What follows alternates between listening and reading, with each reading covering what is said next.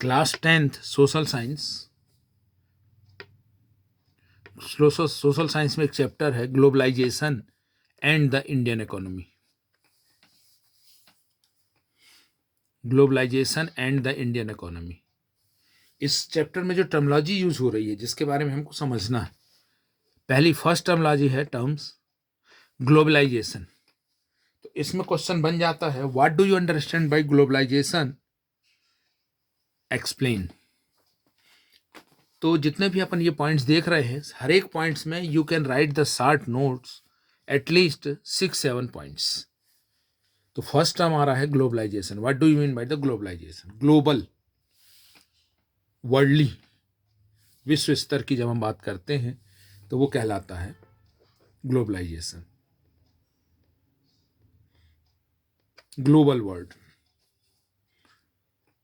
फिर second number है multinational companies.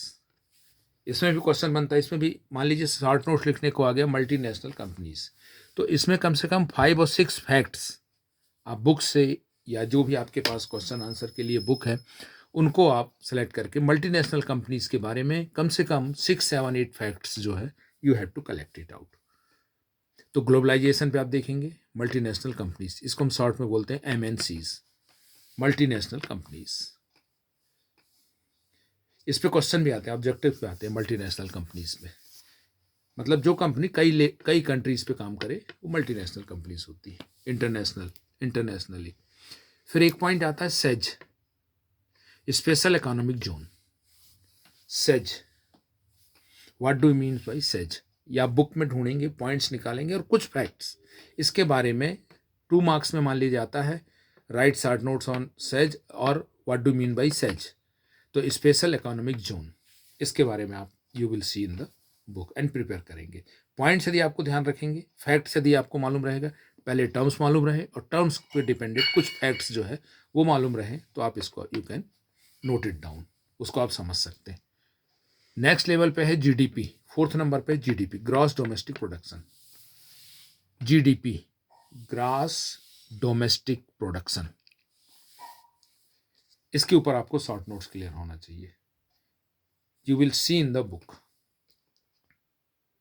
Book में देखें, गाइड है, जो भी है आपके पास क्वेश्चन आंसर के लिए है उस पर आप देख सकते हैं। GDP पे शॉर्ट नोट्स लिखने को आ जाता है। फिर 5th नंबर पॉइंट है international trade. International trade, trade means business, व्यापार, इंटरनेशनल ट्रेड। फिर आता है urbanization, urban, rural and urban, urbanization. इस पे आपके ऑब्जेक्टिव आ जाते हैं, ट्रू फॉल्स भी पूछे जा सकते हैं। तो जब आप इस टॉपिक में 5 और 6 पॉइंट्स या 7 पॉइंट्स आप बनाएंगे अपने फैक्ट के लिए कि अर्बनाइजेशन के ऊपर 5 और 6 पॉइंट्स आप लिख सकें, तो ऑटोमेटिक आपके ऑब्जेक्टिव कॉन्सेप्ट भी क्लियर होंगे और आप ऑब्जेक्टिव से ही देख करके कुछ पॉइंट्स बनाएंगे। फिर efforts to attract the foreign investment, कौन कौन से इफेक्ट किए गए हैं फॉरेन ट्रेड को अट्रैक्ट करने के लिए। फिर है WTO, world trade organization, WTO, इसके बारे में कौन कौन सी चीज़ें आपके बुक पे दी गई, क्योंकि आना आपकी बुक के सिलेबस से ही है, ज़्यादा डिटेल पे नहीं जाना है। बुक और गाइड जो भी चीज़ें हैं जो आपकी बुक में हैं उसी फैक्ट पे आपको रहना है, अदर फैक्ट्स पे नहीं जाना है कि आप नेट पे सर्च कर रहे हैं, जो आपकी बुक में दिया है उतना आप देखेंगे, उसी में से क्वेश्चंस भी आएंगे। फिर नेक्स्ट नंबर है लिबरलाइजेशन। लिबरलाइजेशन, उदारता क्या है? लिबरलाइजेशन, लिबरल हो जाते हैं हम, हार्ड एंड फास्ट रूल्स ना हो, तो लिबरलाइजेशन। फिर नेक्स्ट है फैक्टर रिस्पॉन्सिबल फॉर ग्लोबलाइजेशन, कि ग्लोबलाइजेशन के लिए कौन कौन से फैक्टर रिस्पॉन्सिबल हैं। इस पे आप ऑब्जेक्टिव्स को देखेंगे और फैक्ट्स तैयार करेंगे। पहले तो ये 10 पॉइंट्स आपके दिमाग में सेट हो जाए, ठीक है। इस तरीके से आप इसको देख करके और इसको नोट भी करते जाएंगे और नोट करते हुए पॉइंट बनाते जाएंगे, ठीक है। हर एक पॉइंट पे लगभग 5-6 पॉइंट्स आपको सर्च आउट करना है। That will help to you write the answer in detail और इन शॉर्ट और फॉर द ऑब्जेक्टिव्स।